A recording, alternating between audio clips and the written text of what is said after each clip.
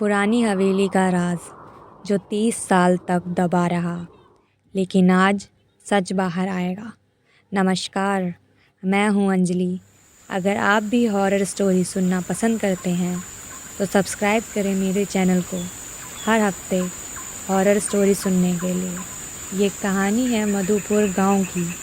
एक ऐसा गांव जहां सूरज ढलते ही लोग घर के दरवाजे बंद कर देते थे।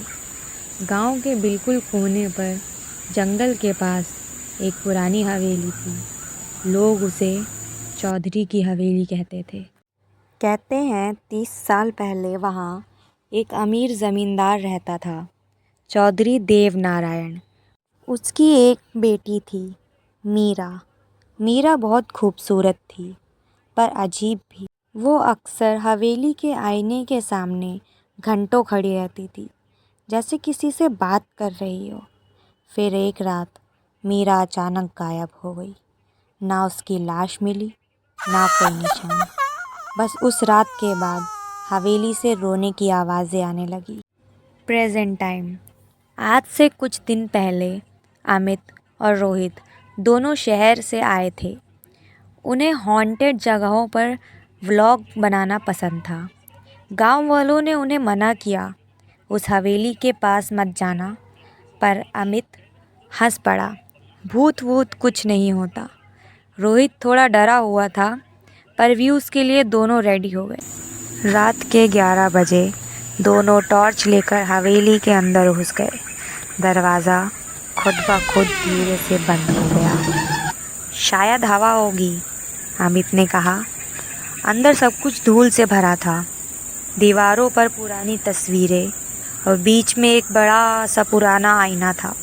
रोहित ने कैमरा उस आईने पर फोकस किया और तब आईने में उन दोनों के पीछे एक सफ़ेद साया खड़ा था।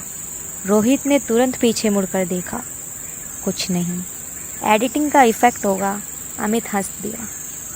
पर जैसे ही वो आईने के पास गया, उसके रिफ्लेक्शन ने उसकी मूवमेंट फॉलो नहीं की। अमित का हाथ नीचे था, पर आईने में उसका रिफ्लेक्शन हाथ उठाकर किसी को बुला रहा था। अचानक ऊपर वाली मंजिल से ज़ोर की आवाज़ आई। दोनों सीढ़ियाँ चढ़कर ऊपर गए। एक कमरा था जिसका दरवाज़ा आधा खुला था। अंदर एक पुरानी कुर्सी हिल रही थी, जैसे कोई अभी अभी उठा हो। तब रोहित ने धीरे से कहा, अमित, कैमरा में देख। कैमरा स्क्रीन पर अमित के बिल्कुल पीछे एक लड़की खड़ी हुई थी। सफ़ेद कपड़े, लंबे बाल और आंखें पूरी काली। रोहित चीखा, अमित पीछे देख। पर जैसे ही अमित मुड़ा, वो लड़की गायब हो गई। बस हवा ठंडी चलने लग गई और दोनों के हाथ पैर सुन्न हो गए। दोनों की आंखों में डर था। दोनों समझ गए थे कि यहाँ पर क्या है, पर दोनों कुछ बोल नहीं पा रहे थे। बस एक दूसरे को देखे जा रहे थे। दोनों ने हिम्मत करके इधर उधर देखा। कमरे के कोने में एक पुरानी डायरी मिली। वो मीरा की थी।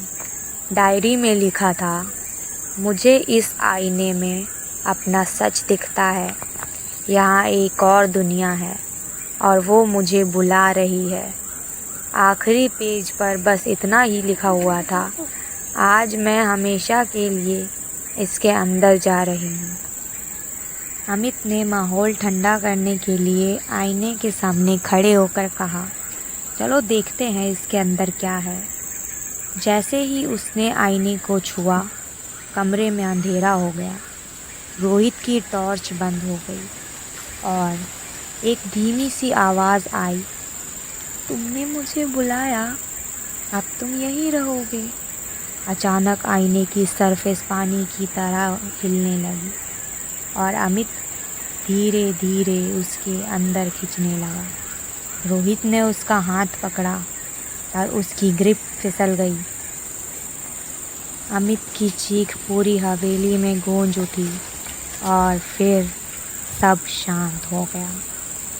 आईना फिर नॉर्मल हो गया, जैसे कुछ हुआ ही ना हो। रोहित किसी तरह भाग कर बाहर निकला। अगली सुबह उसने सभी को इकट्ठा किया। सभी गांव वालों को सूचना मिली तो गांव वाले हवेली गए।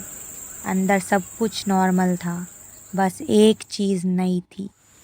आईने के अंदर अब 2 रिफ्लेक्शन थी, मीरा और उसके पास अमित। दोनों मुस्कुरा रहे थे और रोहित आज भी जब आईना देखता है उसे लगता है कोई उसे अंदर खींच रहा है। गांव वाले कहते हैं हवेली अब भी किसी नए मेहमान का इंतज़ार कर रही है। और अगर तुम भी कभी मधुपुर जाओ तो उस पुरानी हवेली के आईने में ज़रूर देखना। हो सकता है तुम्हारा रिफ्लेक्शन भी तुम्हारी बात ना माने और तुम्हें भी उसके अंदर कोई दिखाई दे, और उसको चुनौती देने की भूल कभी मत करना। क्या पता वो तुम्हें भी अंदर ले ले और वो तीसरी रिफ्लेक्शन तुम्हारी हो। धन्यवाद। आज की कहानी यहीं पर समाप्त करते हैं। अगर आप भी हॉरर स्टोरी सुनना पसंद करते हैं तो इस चैनल को सब्सक्राइब करें।